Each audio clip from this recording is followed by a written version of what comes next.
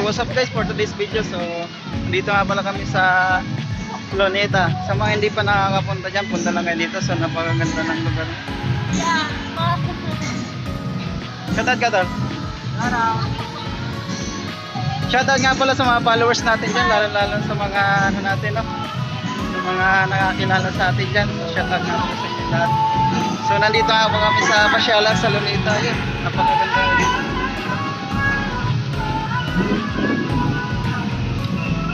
So inabutan nga pala ako na sakit ng tiyan. So nag-CR muna tayo. Medyo inabutan tayo ng dumi.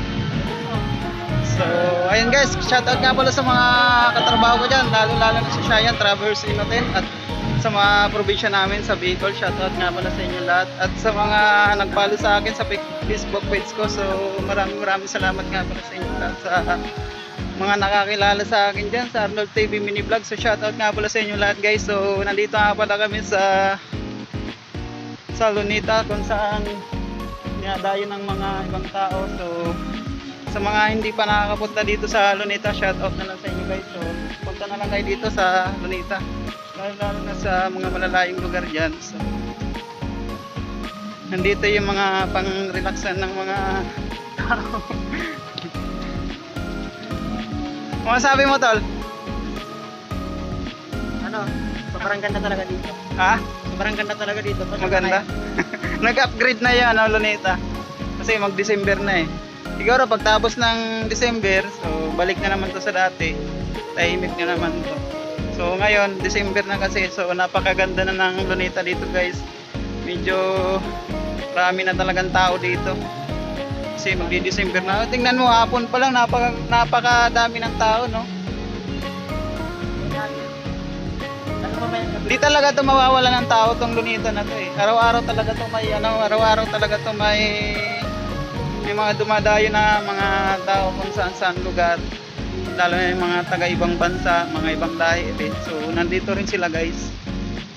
So ito kasi yung pinakasikat dito sa Maynila, yung Luneta. So kung saan binarid si Jose Rizal. Kasi yung ulo ni Jose Rizal, alam nyo ba kung saan nilagay? Sa piso.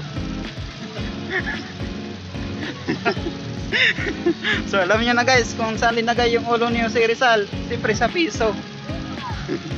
So ayun guys, ayun, ipapakita ko sa inyo kung gaano kaganda ng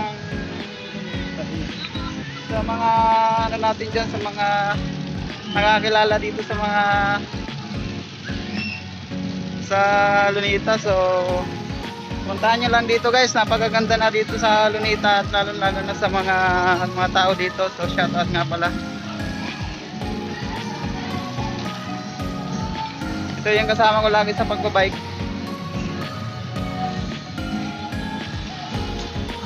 Kasi kakain tol.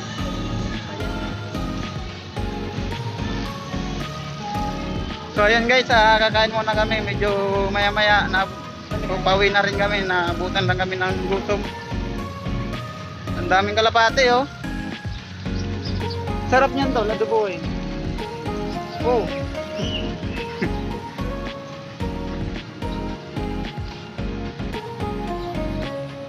Mga kalapate, shoutout nga pala sa inyo guys.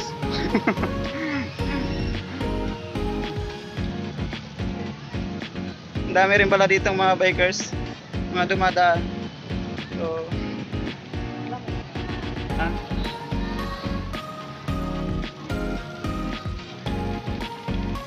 dito tayo sa labas.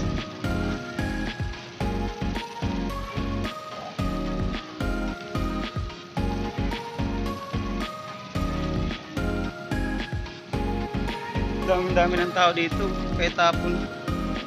So mamaya nagantay na lang sila ng na sumasayaw yung tubig doon sa gitna. Ayun doon.